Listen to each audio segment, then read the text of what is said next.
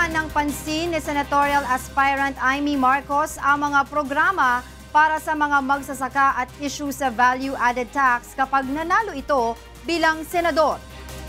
Ito ang balita ni Ray Pelayo. Pangunahing isusulong ni Ilocos Norte Governor Amy Marcos ang pag-aalis ng value-added tax, lalo na sa gamot kapag nanalo ito sa 2019 midterm elections. Sinabi nito sa programang Get It Straight with Daniel Razon na posible ang kanyang mungkahi dahil nagawa na ito sa ilang gamot sa pagpapatupad ng Tax Acceleration and Inclusion o TRAIN Law. Pero nais ng gobernador na wala ng VAT ang lahat ng gamot dahil hindi anya makatarungan na parehong 12% na buwis ang kinokolekta sa mga mahihirap at mayayaman. Bakit lalagyan pa ng buwis? Bakit pabibigatin pa? May sakit na nga yung tao, kadalasan, matanda. Bakit mo Tsaka pahihirapan pagka pa? may high blood ka, pagbili mo ng gamot, talong tataas ang pressure mo sa sobrang taas ng gamot. Masisindak ka sa presyo.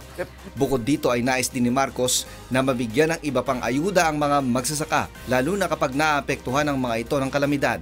Katulad anya ng proyektong Pantawid Pamilyang Pilipino Program o 4Ps, maaaring suportahan ng mga apektadong magsasaka sa loob ng 3 hanggang 6 na buwan. Umo yung sa DSWD, dole, sa iba't ibang pangkat ng pamahalaan at gawing mong pantawid ani kung nasalanta ng bagyo o kung ano nasira yung bahay, namatayan ng mga alagang animales, edi magtulong-tulong.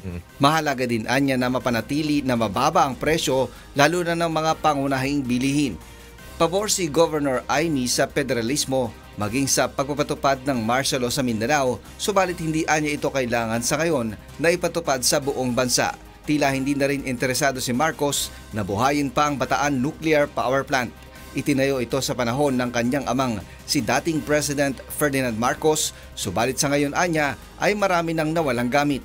Sa halip anya ay magtayo na lamang ng mga mapagkukunan ng renewable energy gaya ng solar, windmill at hydroelectric power plants. Yung bill namin medyo bumaba, higit sa lahat, naging tuloy-tuloy, naging patok pa sa turista. Kailangan lamang anya na i-review ang Renewable Energy Act para hindi maging dehado ang gobyerno.